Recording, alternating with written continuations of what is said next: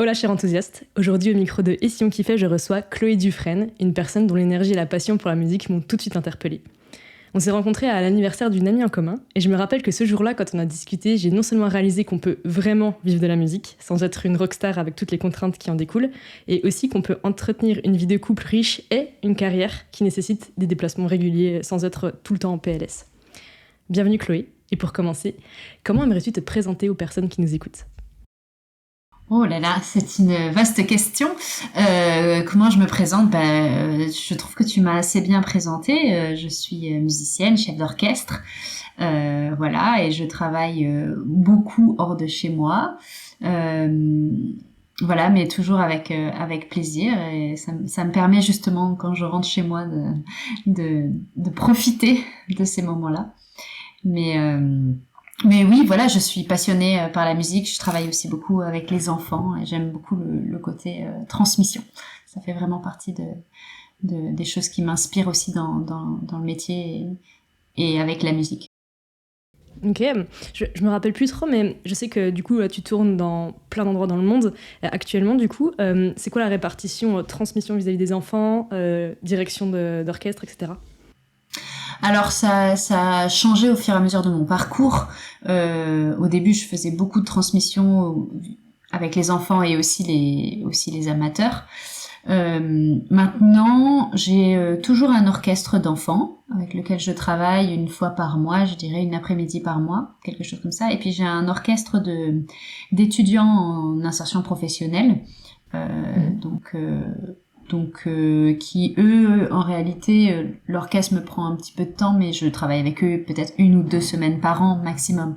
Donc c'est pas énorme le- la proportion enfin cette année, et puis je pense dans les années à venir ça va se réduire encore sans doute. Ok, mais c'est quoi ta vision, toi, à moyen long terme de ta profession, genre, enfin de ta carrière à toi? Est-ce que tu as envie du coup d'axer plus sur la transmission justement, ou comment tu te vois là dans 5, 10, 20 ans?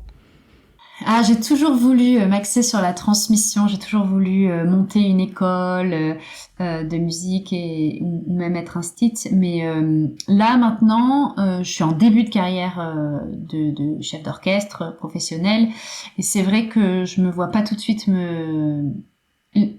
disons, accorder une trop grande part à la transmission et à l'enseignement.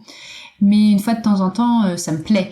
Après, quand j'aurai envie de prendre ma retraite, sans doute, ça va être quelque chose qui va m'inspirer. J'aurai envie de transmettre et voilà. Alors retraite ou pas, mais peut-être dans quelques années, j'aurai envie d'égaliser un peu plus. Mais pour l'instant, c'est vrai que l'objectif est plus dans la carrière en tant que chef d'orchestre, vraiment en tant que tel. Mais bon, le métier de chef d'orchestre en lui-même c'est c'est de la transmission de nos idées auprès de l'orchestre et de la musique aussi au public. Donc en fait, il y a beaucoup de choses qui s'y passent sur scène. On peut expliquer les œuvres et tout ça. Donc ça fait partie intégrante quand même du métier.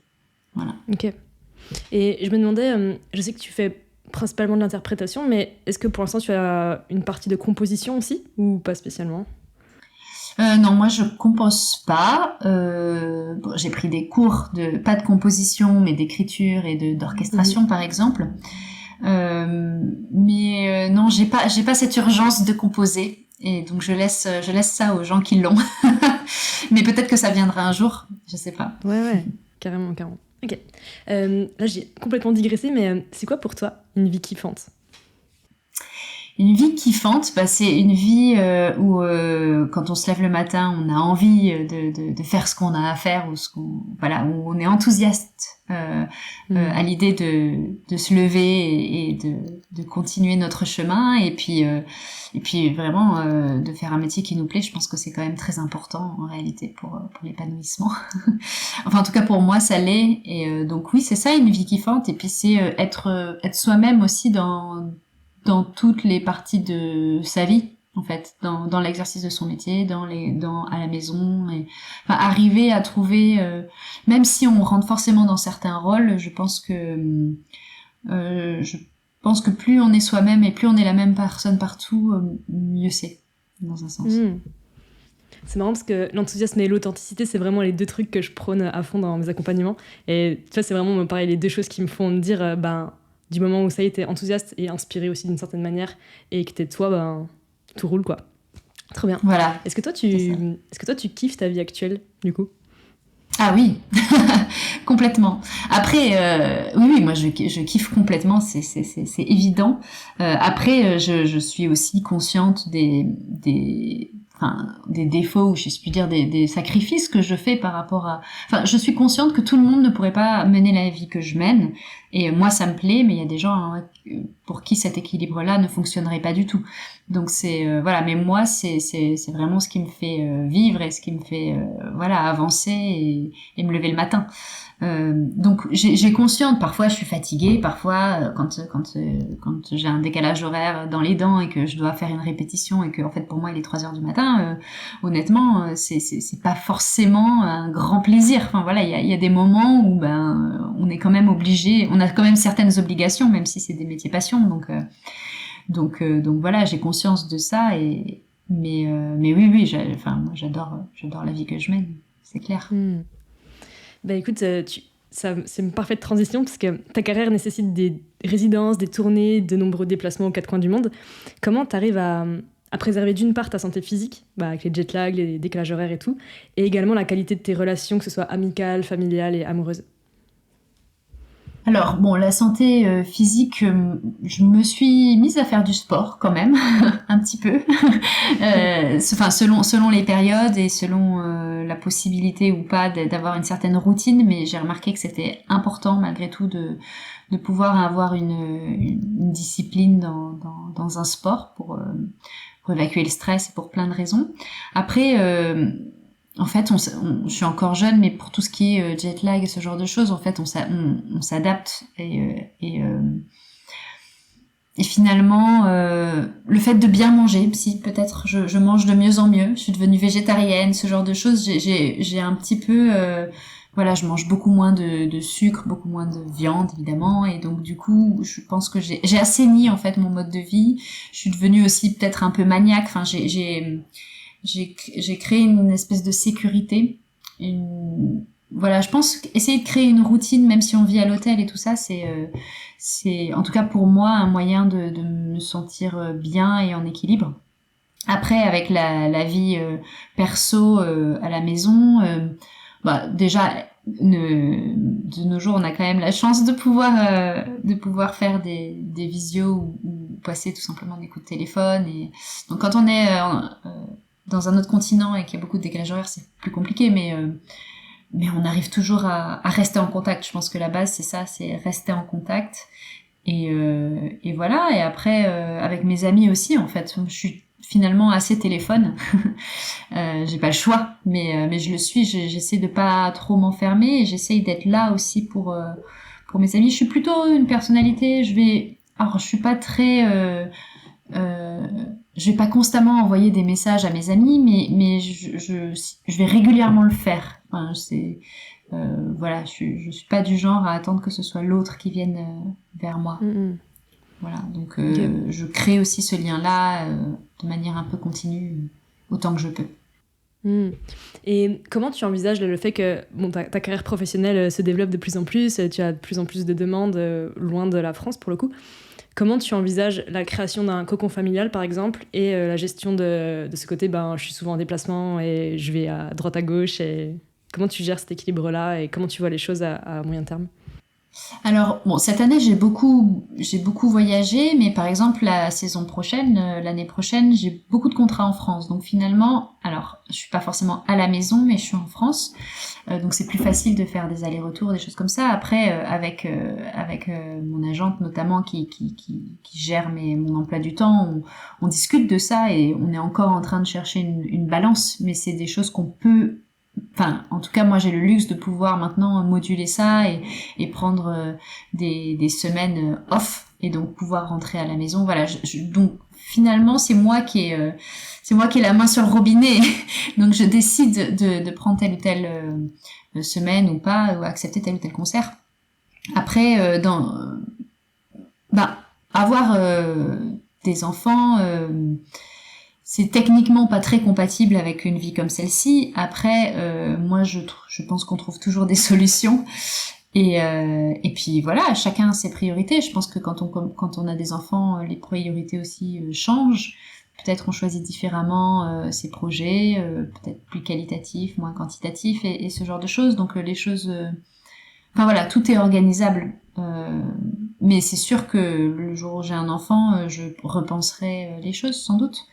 Et en même temps, je pense que si avoir un parent qui justement qui aime sa vie et qui est épanoui, et c'est très important et inspirant pour les enfants. Donc après, c'est le tout, c'est d'avoir quand on est à la maison, être vraiment à la maison en fait, de pouvoir avoir du temps qualitatif. Je pense que c'est ça le plus important finalement. C'est pas forcément le fait d'être constamment là. Mais il faut avoir un partenaire ou une partenaire qui soit aussi solide et sur qui on peut compter. C'est sûr. Ouais, c'est clair. C'est clair. Je me demandais, parce que j'en parlais ce midi avec une amie ostéo qui me dit « Ah ouais, c'est vrai que toi, t'as du mal à... » Elle parlait de moi, du coup. « T'as du mal à pas être dans le boulot, parce que comme moi aussi, mon taf, c'est ma passion, en fait, c'est facile, tu vois, d'être toujours dans ta passion. » Toi, quand tu es off, du coup, dans tes semaines off, comme tu dis, est-ce que t'arrives vraiment à couper? Ou est-ce que finalement, du coup, la musique te rappelle et tu continues à être baigné dedans? Comment tu gères ça?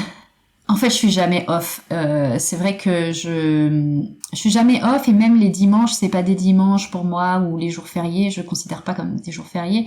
Donc c'est vrai, disons quand je suis off et que je suis à la maison, selon ce que je dois préparer pour la suite, je peux alléger ou pas mon emploi du temps. En fait, c'est plus en termes d'allègement d'emploi du temps ou de vraiment mettre un coup de bourre parce qu'il y a une échéance qui arrive vite. Mais oui, c'est plus ça. C'est-à-dire quand je suis off, ça veut enfin si vraiment je suis en vacances, ça va être 1 à 2 heures par jour, mais j'ai pas vraiment de vacances. Je le fais pas. J'arrive pas et en même temps j'essaie pas forcément non plus de me couper totalement en réalité. Mais peut-être parfois il faudrait que je le fasse. Je pense que ça serait sans doute bénéfique. Mais pour l'instant dans un début de carrière comme ça, c'est pas simple de le faire, malgré tout, de couper vraiment. Mais j'espère que je pourrais le faire plus souvent sur des périodes un tout petit peu plus longues dans le futur. Après, comme tu dis, tu vois, si toi t'as un désir d'enfant, le jour où il ou elle est là, j'imagine que oui, tes priorités changent aussi. Ça me semble logique. Bien sûr. Oui. Après, on verra. On sait jamais comment on réagit à ce genre de situation. Voilà, c'est pas si simple. C'est clair. Mais bon, voilà, j'imagine en effet que les priorités changent. Qu'est-ce que toi tu ferais pour encore plus kiffer ta vie si t'avais pas peur du regard des autres, ni de la critique, ni de ne plus être aimé par les gens qui t'aiment aujourd'hui? Je sais pas, c'est sûr que pas peur de la critique ou pas être jugé, c'est quelque chose qui est très présent dans mon métier, puisqu'on est c'est un métier où on est quand même très exposé, où l'orchestre, finalement, les musiciens de l'orchestre sont pas forcément toujours, voilà, ils nous regardent, ils nous jugent, ils se font un avis sur nous. Alors, est-ce qu'il est critique ou pas, ça dépend de la vie interne de chacun, mais je pense que je me sentirais simplement encore plus libre de mon art. C'est quelque chose sur lequel je travaille beaucoup, finalement pas prendre en compte trop le regard des autres ou la critique. Enfin, la prendre en compte si elle est constructive, mais je veux dire, la plupart du temps, moi j'ai assez peu de retours, donc disons que toutes les critiques que j'imagine, souvent je ne les entends pas de manière directe. Donc souvent elles reflètent plus mes peurs à moi que ce que les gens pensent vraiment. C'est plus de cet ordre-là. Mais je pense que si j'arrivais à me détacher de ça, oui, je serais malgré tout encore plus libre dans mon art et ma manière de gérer les choses. Et sans doute ce serait une très bonne chose parce que ça déploierait autre chose. Mais c'est en cours et en travail constant. C'est marrant parce que je comprends l'idée, mais t'arriverais à me dire concrètement, par exemple, je sais pas, moi en fait je me rends pas compte de la réalité concrète, tu vois, je pense, de ton travail, mais est-ce que t'aurais des idées de choses, par exemple, que tu t'autoriserais soudainement, de choses précises? Alors je sais pas exactement, mais c'est vrai que déjà selon si on connaît l'orchestre ou si on connaît pas l'orchestre, c'est très différent, mais c'est très facile en tant que chef quand on est face à un groupe où pour peu que nous on soit un petit peu stressé il peut y avoir plein de raisons, voilà, parce que c'est nouveau, parce que c'est un nouvel orchestre et que on va constater que 2 personnes dans l'orchestre rigolent entre elles ou discutent. En fait, on peut très facilement s'imaginer que ces musiciens parlent de nous, et donc, alors que si ça se trouve pas du tout, mais c'est facile quand on est nous dans un petit stress et qu'on a peur d'être jugé, c'est facile de perdre confiance en fait. Or c'est un métier où on a quand même besoin d'une certaine confiance, donc c'est plus là-dessus que ça se joue, c'est-à-dire d'arrêter d'imaginer ce que les gens pourraient dire ou pas, et donc dans ce cas ça me permet juste moi de moins me juger moi-même en fait, et donc du coup d'être beaucoup plus concentrée sur la musique et sur le travail, plus que qu'est-ce que les gens vont penser, qu'est-ce que les musiciens vont penser et tout ça. Voilà, donc c'est un travail un peu constant, et des fois on se prend à réfléchir comme ça, et c'est vrai que je me dis tout de suite non mais en fait peu importe qui parle, enfin voilà, mais voilà, souvent, mais c'est pour tout le monde pareil, je pense qu'on est tous très centrés sur nous dans un sens, et alors que la plupart du temps les gens finalement sont plutôt bienveillants de manière générale, et puis sont pas en train de constamment juger les autres, donc voilà, disons que c'est un travail constant, mais je pense que quand on a fait ce travail-là, et que vraiment on n'est plus impacté par tout ça, on gagne en liberté. On gagne en liberté, peut-être qu'on essaye plus de choses, peut-être que, je sais pas, on est plus nous-mêmes, dans un sens. Carrément. Et qu'est-ce que tu ferais si t'étais sûre de pas échouer? Genre vraiment là, t'as un projet en tête, tu te lances, t'es sûre à 100% carton plein.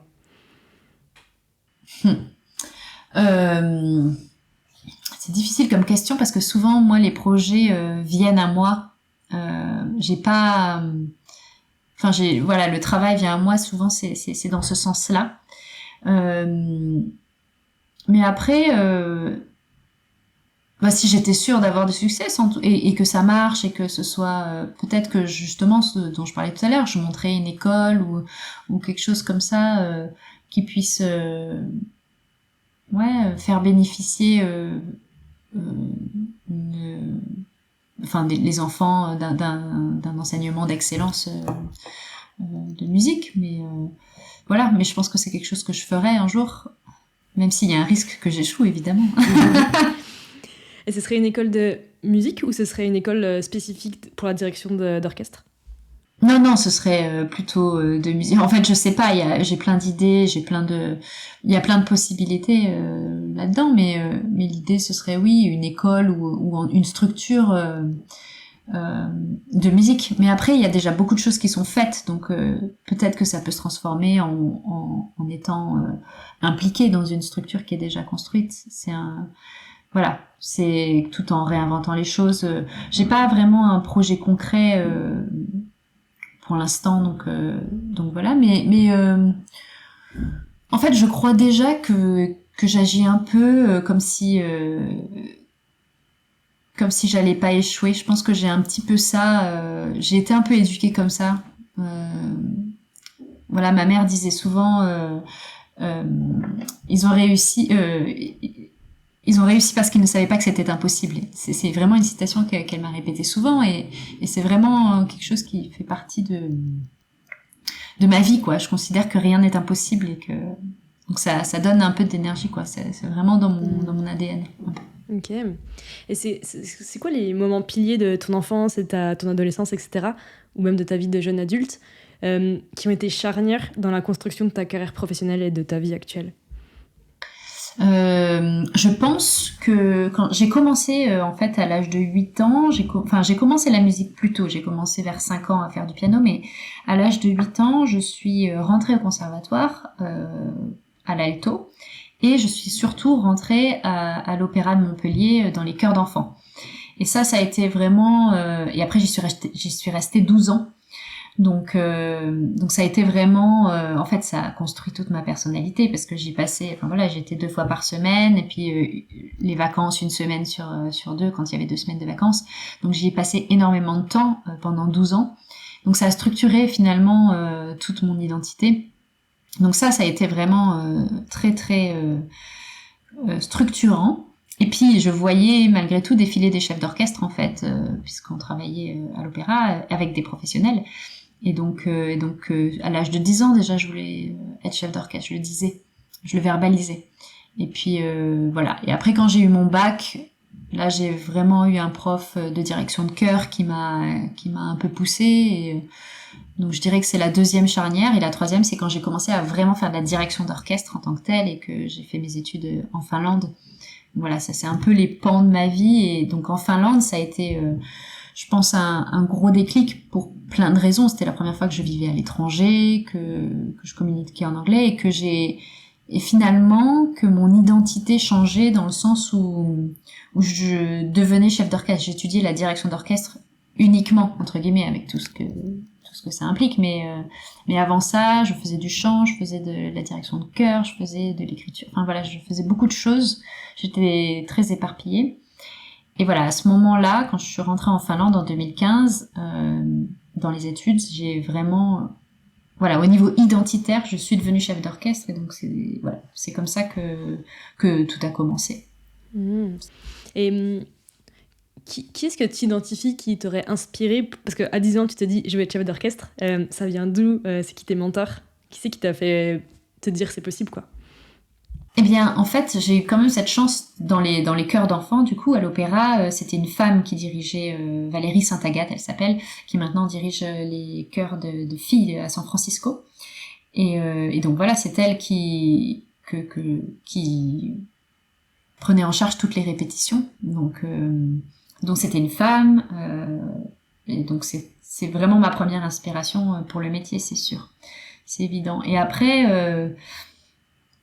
mine de rien, Ariane Mathiac, qui est une chef d'orchestre, qui était assez jeune, qui était assistante à l'Opéra de Montpellier, au moment où moi je chantais dans les chœurs d'enfants. Donc j'ai vu quand même des femmes diriger. Donc je me suis jamais dit que j'étais une femme, alors je pouvais pas faire ce métier. C'est vraiment pas quelque chose qui m'a traversé l'esprit. Et voilà. Et après j'ai eu la chance d'avoir des professeurs qui m'ont quand même poussée. Donc oui, j'ai eu des modèles, mais je suis pas très modèle. Enfin, d'un côté, je suis très modèle et en même temps pas beaucoup. C'est-à-dire que bon, d'une part, comme c'est un métier où il y a beaucoup d'hommes, finalement, moi j'ai quand même, je m'identifie quand même beaucoup plus facilement à des femmes. Donc j'ai jamais regardé des vidéos de chefs d'orchestre à tout va, 24 heures sur 24. Voilà, c'est pas du tout été ça. Ce qui m'a vraiment mené dans le métier, c'était vraiment l'idée de faire de la musique ensemble et avec les copains et tout ça. Donc j'ai pas, c'est plus les situations elles-mêmes que les gens. Et après, en termes d'inspiration, en fait, tous les musiciens que j'ai rencontrés, je les ai trouvés inspirants. Et puis même tout le monde, en fait, j'aime bien creuser un peu, savoir la psychologie de chacun. Finalement, je trouve qu'il y a quelque chose d'inspirant en chacun. Et donc, j'ai pas vraiment de modèle. Enfin, en fait, pour lesquels je vais vraiment m'identifier de manière à 100%, quoi. Ça va être plutôt prendre un peu par-ci, par-là des idées ou des élans. Carrément. Mais tu vois, en soi, l'idée du mentoring, moi je trouve ça presque plutôt sain que t'aies pas genre une personne qui te mette sur un piédestal et que ce soit genre, tu vois, la seule personne qui t'inspire, parce qu'au final, quand quelqu'un, tu l'admires et tu le mets sur un piédestal, toi tu te minimises au même degré, tu vois, donc il y a un truc que je trouve assez toxique là-dedans. Après, pour autant, là, les personnes que tu cites, du coup, les femmes que tu cites, on est d'accord, c'était des chefs de chœur et pas des chefs d'orchestre? Alors, la première que j'ai citée, donc Valérie Saint-Agathe, qui était au chœur d'enfants, elle était chef de chœur, mais Ariane Mathiac était chef d'orchestre assistante. Ah oui, ok. Ça roule. À l'époque. Après, je ne l'ai pas vu beaucoup, hein, mais je pense en tout cas que ça a fait son chemin dans ma tête, en fait. Ça m'a aidé à faire son chemin dans ma tête. Maintenant, je la suis pas beaucoup plus, cette chef, mais j'en suis d'autres. Mais c'est vrai que j'essaie vraiment de trouver mon chemin un peu par moi-même et de m'inspirer par aussi des musiciens, des instrumentistes, en fait, pas forcément des chefs. Parce qu'on est avant tout musicien, en fait, quand même. Et notre instrument, c'est l'orchestre. C'est vraiment ça. Et comment toi tu gères, du coup tu as fait du chant, de l'alto, du piano, comment tu concilies du coup ta vie d'instrumentiste de ton côté et en parallèle de ta carrière de chef? Alors, je ne joue plus d'alto. Ça Ok. fait 10 ans que j'ai arrêté à peu près. Et puis le chant, c'est un petit peu différent. Je ne chante plus, enfin, je travaille plus ma voix non plus. Et donc, je n'ai plus non plus de concert en tant que chanteuse. Après, quand j'ai des projets d'opéra, ça peut arriver que je chantonne si un chanteur n'est pas là, ou en répétition avec l'orchestre quand les chanteurs sont pas encore arrivés, que je chante leur partie en attendant pour la répétition. Donc j'utilise ma voix dans le travail et puis même à la maison pour un peu comment dire, mettre dans le corps la musique, mais je le pratique plus comme une instrumentiste en fait. C'est vraiment maintenant devenu un outil, le fait de chanter, le fait de pouvoir jouer du piano ou jouer de l'alto, c'est vraiment, ouais, voilà, je considère ça comme des outils et puis tout le reste passe dans ma tête. Ok. En fait, tu vois, moi j'ai une idée, j'ai une perception du métier de chef d'orchestre, mais est-ce que tu arriverais à juste expliquer rapidement aux personnes qui pourraient être intéressées par cette carrière, en fait, c'est quoi la réalité du quotidien d'une ou d'un chef d'orchestre? Parce que tu vois, nous on voit juste le côté représentation, mais qu'est-ce qui se passe dans les coulisses et tout le travail qu'on voit pas, quoi. Alors, on n'a pas de journée type, hein, clairement, mais en fait, ça dépend beaucoup de nos carrières. On peut être chef d'orchestre à plusieurs niveaux. Euh, Quand j'ai un concert symphonique, donc c'est-à-dire donc pas à l'opéra, un concert sur scène avec l'orchestre sur scène, en général, ça se passe sur quelques jours, entre 3 et 5 jours ou une semaine parfois. Et donc, on va avoir 4 ou 5 répétitions avec l'orchestre qui durent 2-3 heures selon les endroits. Et donc on a en général une répétition par jour et puis les concerts le soir, donc on va faire 10 heures, 13 heures et c'est tout pour la journée. Parfois on a 2 fois 3 heures mais souvent c'est ça. Et puis concert et puis le lendemain on repart, on va à notre destination suivante et puis ça recommence. Donc ça c'est pour les concerts symphoniques, c'est l'inconvénient de ça, c'est vraiment qu'on rencontre plein de gens, mais on n'a pas le temps de faire des rencontres vraiment profondes en fait en une semaine. Voilà. Et après, en fait, l'orchestre vote pour savoir s'ils veulent nous revoir ou pas, et donc on va être réinvité l'année suivante ou pas, selon les votes de l'orchestre. Et quand c'est à l'opéra, c'est plus sur 6 semaines en général, entre 4 et 6 semaines. Et donc là, on va avoir un vrai travail avec les chanteurs et un pianiste pendant 4 semaines. Et ensuite, l'orchestre arrive qu'à la fin. Et on va avoir une semaine de répétition avec l'orchestre. Et puis les représentations d'opéra, quoi, le soir. Voilà. Sachant que quand on a une représentation d'opéra, un opéra, c'est entre 2 et 3 heures. Souvent, le lendemain, il va être un jour off. Voilà, parce que ça reste très physique comme métier, donc on a aussi quand même des jours off entre les concerts parfois. Mais voilà, en gros c'est ça, c'est voyage, répétition, mais malgré tout on a du temps. En fait, on a du temps et donc c'est un temps où on prépare pour les prochains concerts, mais souvent on répète que le matin et puis l'après-midi on a un peu de temps si on n'a pas de concert le soir. Voilà. Ok. Et qu'est-ce que tu conseillerais à quelqu'un, alors je pense en particulier à des femmes, mais pas que, qui voudraient se lancer soit dans la direction d'orchestre, soit vraiment se lancer dans une carrière musicale, peut-être en instrumentiste ou autre? Moi, je pense qu'il n'est jamais trop tard, que en fait, il y a de la place pour tout le monde. Donc moi, je conseillerais d'y aller, de foncer, quel que soit, et de se débarrasser un peu des pensées limitantes voilà, d'agisme ou enfin, tout ce qui peut nous bloquer. Après, ça reste enfin, en tout cas, dans la musique classique, ça reste des métiers où, quand même, la plupart des gens qui exercent ces métiers ont commencé tôt dans leur vie. Donc, c'est sûr que si on commence tard, je sais pas ça dépend selon les instruments, mais je veux dire, si on commence à 15 ans et pas à 6 ans ou à 20 ans, c'est pas la même chose et ça demande pas les mêmes efforts. Un enfant qui a commencé à 6 ans à jouer du violon, sa main s'est formée avec le violon, voilà. Et donc il y a des choses qui demandent du travail et de la flexibilité, donc il faut avoir de la motivation pour atteindre le plus haut niveau. Mais encore une fois, on peut exercer la musique à plein de niveaux et tout en se faisant tout autant plaisir en fait. Donc voilà, il n'y a pas d'âge pour commencer la musique, vraiment. C'est source de joie, quel que soit le niveau. Voilà. Après, pour la direction d'orchestre, c'est la chose compliquée, c'est qu'on a besoin d'un orchestre, que l'instrument c'est l'orchestre, donc on a besoin de gens. Donc ce que je vous conseille, c'est de vous faire des bons amis pour créer un orchestre ou voilà après suivre des cours pour se former en fait, parce que c'est pas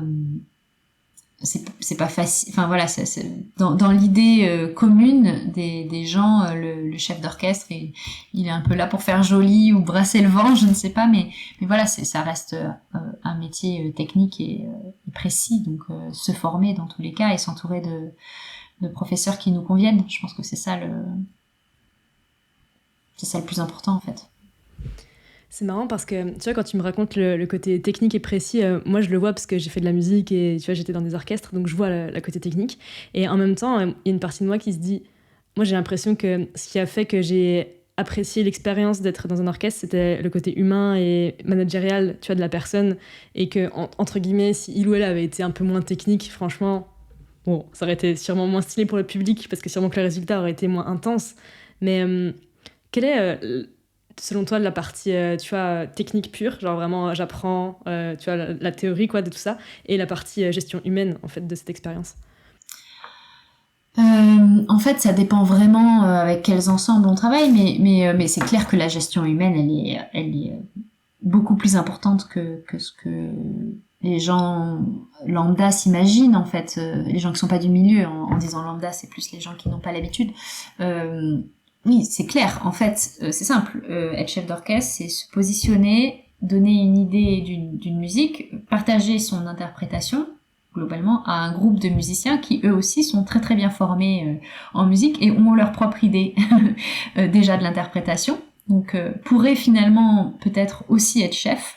Et il faut convaincre tout ce petit monde qui n'est pas forcément, ils sont pas forcément d'accord entre eux, hein, mais voilà, c'est convaincre, avoir vraiment cette vision suffisamment forte et sûre pour convaincre et créer les énergies qui font que chacun donne le meilleur, et voilà, organiser les répétitions et dans gérer les énergies en fait de chacun, tout en menant tout le monde vers le même objectif. Donc et finalement c'est ça le plus important, parce qu'en effet, comme tu dis, la technique en soi, si on a cette vision là, on n'a plus besoin de la technique, mais ça fait partie de la technique en fait, comment transmettre ses idées, comment s'adresser à un groupe, quel détour on prend, quelles concessions on fait aussi quand l'orchestre propose autre chose, et parfois c'est mieux que ce que nous on avait imaginé, et est-ce qu'on change d'avis, enfin voilà, toutes ces histoires un peu d'ego et enfin voilà, tout ça c'est très important, mais c'est finalement guidé par la musique. Enfin notre but ultime, c'est de faire un beau concert et donc que la musique soit expressive. Donc je dissocie pas vraiment les deux, même si la partie humaine est évidemment très très importante. C'est intéressant, tout à l'heure quand je te demandais tu vois, qu'est-ce que tu ferais si t'avais pas peur du regard des autres, de la critique, tu m'as parlé que de la critique et du jugement de l'orchestre en lui-même, des gens avec qui tu travailles, et tu m'as pas du tout parlé du public. C'est quoi ton rapport toi au public et justement à la critique potentielle du public et à la valorisation du public? Alors le public souvent est pas forcément connaisseur, donc c'est vrai que souvent ils sont plutôt dans une critique positive. En fait, c'est assez rare d'avoir des gens qui déjà souvent ils viennent pas nous voir pour nous dire j'ai détesté le concert. En fait, s'ils ont détesté le concert, ils ne viennent pas nous voir. donc j'ai pas trop à faire à ça. En revanche, c'est vrai que quand j'ai les musiciens en face de moi, c'est très facile de voir en 4-5 jours, de voir ceux qui sont emballés et ceux qui ont pas envie d'être là, en fait, rien que par le langage du corps et tout ça. Donc c'est en ça que c'est plus déstabilisant pour moi, ou en tout cas que ça prend une plus grande importance dans dans mon mental à moi. Mais après, on a des critiques qui viennent au concert, enfin des journalistes et tout ça. Et encore une fois, en fait, on peut pas plaire à tout le monde, et à partir du moment où on propose une idée claire, eh bien, il y a forcément des gens qui seront pas d'accord. Donc voilà. Après, ça fait jamais plaisir d'avoir une mauvaise critique dans le journal. Hein. Enfin voilà, ça m'est assez peu arrivé, mais je pense qu'il faut pas les lire en fait, ou en tout cas faut lire que les bonnes. C'est-à-dire faut attendre qu'on nous les envoie. Si on nous l'envoie, en général c'est qu'elle est bien, donc on la lit. Mais bon, après la critique constructive c'est toujours intéressant. C'est une question qui est difficile, mais le public en général est plutôt content. Ils viennent là pour le plaisir, ils sont pas dans une écoute et dans une idée de critique, donc oui, voilà, c'est pas exactement le même rapport. Puis souvent ils sont contents de nous rencontrer, de voir un petit peu l'envers du décor, voilà, qu'on soit accessible de plus en plus avec les réseaux sociaux et tout ça. Je crois que les publics aiment de plus en plus que les artistes soient accessibles. Et donc s'ils commencent à venir discuter avec nous pour pour nous dire que le concert était pas bien, enfin ils gagnent pas au change, quoi. Ouais, et puis c'est tellement plus simple de l'écrire, même si tu l'écris en ton nom, en tant que journaliste, tellement plus simple. Enfin, c'est clair, personnellement, ça m'est vraiment strictement jamais arrivé que quelqu'un me dise en face à face ce que tu fais c'est de la merde, alors que des commentaires négatifs, tu vois, j'en ai déjà eu, mais c'est évident que ces personnes ne seraient jamais venues me voir en vrai pour me le dire, quoi.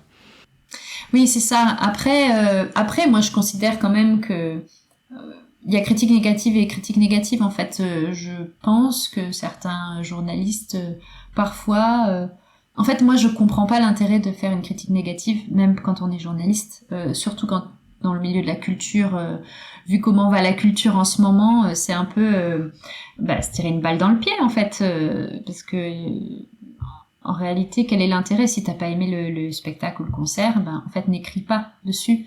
L'idée d'écrire des critiques, c'est pour faire venir les gens et tout ça. Donc, moi, je trouve pas ça très. En fait, je trouve que ça sert pas le monde de la culture d'avoir des critiques qui descendent les artistes dans leurs articles. Après, voilà, on ne changera pas tout ça et voilà, on peut pas les empêcher, mais finalement, je pense aussi que une critique dans un journal va être lue souvent par les gens qui nous connaissent, ou des gens spécialisés, ou des gens qui étaient au spectacle, qui se sont fait de toutes les façons leur propre avis. Et puis les gens qui nous connaissent souvent notre travail, donc finalement ils ont aussi leur avis. Donc finalement il n'y a qu'une petite portion des lecteurs de ces critiques qui vont se faire une idée que par la critique, ils seront pas venus au concert, mais du coup ce sera pas légitime. Donc finalement, ouais, voilà, il faut arriver à concrétiser les choses et à se dire ça n'a pas de sens de critiquer et de pas prendre pour soi, quoi. Et de toutes les façons, voilà, moi je fais de mon mieux. Je fais mon art sincèrement et tout ça. Après, je suis pas dans la tête des gens, quoi. Donc c'est un peu ce que j'essaie de me dire, même si c'est pas toujours simple de se dire ça. C'est voilà, faire un petit pas de côté pour accepter les choses et s'en foutre, en fait. C'est marrant parce que tu vois, moi j'ai cette croyance que les personnes qui te critiquent ou qui te valorisent, qui émettent un jugement sur toi en tout cas, ce qu'ils disent les concerne eux. Mais tu vois, autant pour la critique on le voit facilement, autant pour des fois les compliments on a plus de mal à le voir. Alors qu'en fait pour moi c'est les deux faces d'une même pièce. Si tu te dis la critique ça les concerne, t'es obligé de te dire les compliments ça les concerne aussi. Mais c'est souvent plus difficile, tu vois, de ne pas prendre tous ces compliments pour soi. Oui. Non, mais je suis assez d'accord avec ça. Après, si un compliment nous touche et que ça nous fait notre journée, pourquoi pas le prendre, en fait. C'est plus en ce sens-là. C'est évidemment, de toutes les façons, quelle que soit la critique, on est tous centrés sur nous-mêmes. C'est tout ce qu'on pense, c'est que par notre filtre. Donc chacun son filtre et en effet, si on est logique, si on décide de pas écouter une critique, il faut pas écouter le compliment non plus. Mais à partir du moment où le compliment va générer chez nous sans doute plus de bonnes émotions, disons, autant en profiter, quoi. C'est un peu ce que je me dis, mais c'est vrai que c'est pas honnête dans un sens. Après, tu vois, il y a ce truc de quand les gens te complimentent, en tout cas te disent l'énergie que tu as transmise, ça m'a touché, tu te sens utile. Donc moi, je vois l'intérêt de ça parce que le sentiment d'utilité, il est genre trop important pour tout le monde et c'est ça.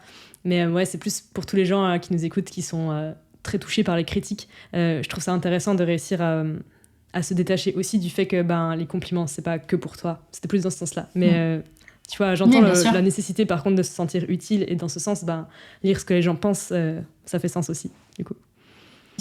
Bien sûr. Et puis après, c'est aussi parfois un compliment va vraiment faire écho à quelque chose qu'on a essayé de produire. Donc en fait, ça nourrit ce qu'on pense nous aussi. Donc voilà. Et parfois la critique, c'est aussi parfois on va prendre mal une critique. De toutes les façons, une critique que l'on va pas, enfin sur laquelle on va s'arrêter parce qu'on l'a. En fait, si on s'arrête dessus, c'est qu'on va la trouver vraie. Donc ça veut dire qu'il y a quelque chose à chercher là-dedans. Parce que si c'est une critique, si on me critique parce que je suis blonde alors que je suis brune, ça va pas me toucher.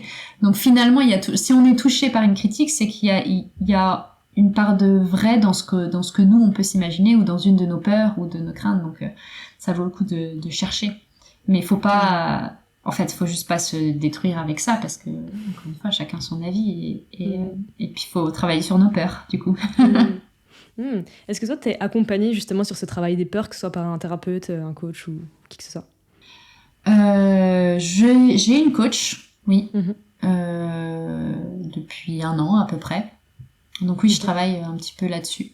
Ça m'aide pas mal, même si je pense qu'on est nos propres coachs en fait, mais je pense que l'effort vient surtout de réfléchir à sa pratique et de réfléchir à ce qu'on fait, comment faire mieux et tout ça. Voilà. Mais évidemment, être accompagné, c'est important, ou en tout cas ça aide énormément. Ça c'est un peu un raccourci, ça va plus vite. Carrément, je suis d'accord avec toi. C'est un raccourci, ça facilite et ça rapide. Enfin ouais, les choses sont plus simples, plus fluides. Ok. Est-ce que tu as une ressource, que ce soit un livre, un film, un podcast, n'importe quoi, que tu as kiffé récemment et qui pourrait intéresser nos auditeuristes? Oui, alors dans les podcasts, moi je suis très très podcast, comme je voyage beaucoup. J'écoute aussi beaucoup. Il y a un podcast que j'ai découvert il y a pas très longtemps, qui est sans doute très connu depuis longtemps, mais qui s'appelle Mansplaining, et qui parle j'écoute beaucoup de podcasts féministes, mais c'est un podcast justement d'un point de vue masculin, et qui est assez intéressant, et qui parle de films et de la masculinité en général dans la société. Et c'est une des récentes découvertes. Mais j'écoute beaucoup de choses. Et est-ce que tu écoutes aussi on va dire de la musique, j'allais dire pas classique, mais en dehors de ton travail en tout cas? Oui, bien sûr. Alors ça dépend. Quand j'ai beaucoup de travail, souvent je préfère être dans le silence, ou je préfère écouter quelqu'un parler plutôt que de remettre du son dans mes oreilles, parce que mine de rien, une répétition de 3 heures avec un orchestre qui dans les oreilles, après on a besoin d'un peu de silence. Mais j'écoute pas mal de musique, de chansons à texte notamment, d'artistes un peu indépendants, beaucoup de femmes artistes. Voilà. Des choses finalement pas boum boum, quoi. Des choses assez douces finalement. C'est ce qui me permet de me sortir un tout petit peu du travail. Et t'aurais un ou deux noms à donner là, de gens que actuellement tu découvres et que tu aimes? Clara Isé, récemment, maintenant elle mais ça a été j'ai beaucoup écouté ses albums. En ce moment, j'avoue que j'écoute pas trop de musique, mais non, j'ai pas trop en tête. C'est vrai que je varie tout le temps. Enfin, il y a pas un artiste. Spotify est bon pour ça. C'est vrai. Il propose pas mal de. Ouais, voilà. Mais j'écoute aussi un peu de jazz. Ouais. Okay. Ça dépend vraiment de l'humeur. Est-ce qu'il y a un conseil ou une sorte d'illumination que tu as eu récemment et que tu aimerais partager, quelque chose qui t'a vraiment aidé à kiffer ta vie en ce moment? Je crois que l'illumination, alors c'est pas si récent, mais vraiment un peu la compréhension, c'est vraiment être soi-même, quoi. Autorise-toi à être toi-même et justement, enfin on en a parlé déjà, mais peu importe du regard des autres et finalement, enfin voilà, sois toi-même, les autres sont déjà pris. C'est vraiment quelque chose qui a fait sens à un moment dans mon parcours et je crois vraiment que quand on devient artiste et chef d'orchestre, encore plus, voilà, on a notre identité et finalement l'accepter et encore une fois faire de son mieux et voilà, juste être soi-même, enfin s'autoriser à ça et c'est hyper important et ça nourrit vraiment l'art en fait. Et ouais, donc je dirais que c'est un peu ce cheminement-là qui est progressif, hein, mais c'est assez présent et c'est assez. Enfin, c'est ce que je conseille en tout cas à tous les jeunes chefs qui peuvent venir me voir ou voilà, vraiment de cultiver son identité en fait. Ok. Ok, donc si j'essaie de résumer, pour kiffer, selon toi en tout cas, trouver un travail ou quelque chose qui nous anime et qui nous donne envie de nous lever avec enthousiasme tous les matins, être authentique, être soi au maximum. J'ai oublié quelque chose. Je sais pas trop si on a fait d'autres choses. Cultiver son identité dans le sens où se développer en fait, se développer parce que c'est qui on est, ça change d'heure en heure en réalité. Donc oui, être curieux et se développer et penser sa pratique en fait, réfléchir. C'est, je pense, important. Enfin, se connecter à nos envies et à nos ressentis. Je pense que et s'inspirer de l'extérieur. Ok, bah écoute, ça me semble être un très beau mot de la fin. Chloé, où est-ce qu'on peut te retrouver si des personnes ont des questions pour toi? Sur les réseaux sociaux, sur Instagram notamment. Voilà, sur mon Instagram, sur mon Facebook. Okay. C'est moi qui le gère, donc donc voilà. Et sinon sur mon site internet pour aller voir mes concerts. Donc voilà, il y a normalement mes dates quand il est mis à jour, quand je le mets à jour. Ah, c'est toi qui gères ton site et tout ça? Ça dépend à moitié, mais là j'ai un nouveau site qui est en cours, donc donc ce sera plus facile. Donc parfois c'est pas exactement à jour, mais voilà, pour les dates de concert en tout cas, pour venir au concert, c'est plutôt mon site internet parce que si c'est sur les réseaux sociaux, c'est souvent un peu en retard parce que je vais publier les photos après le concert, quoi. Souvent. Ok. Bon, je mettrai tout ça en description, comme ça les gens pourront Chloé, merci beaucoup, c'était trop cool d'échanger avec toi. Et ben écoute, si cet épisode pourrait faire kiffer un de tes proches, tu peux lui partager. Le bouche-oreille, c'est ce qui fait connaître le podcast, donc c'est le plus important. Merci beaucoup. Ça marche. Merci à toi. Et à très vite. Merci.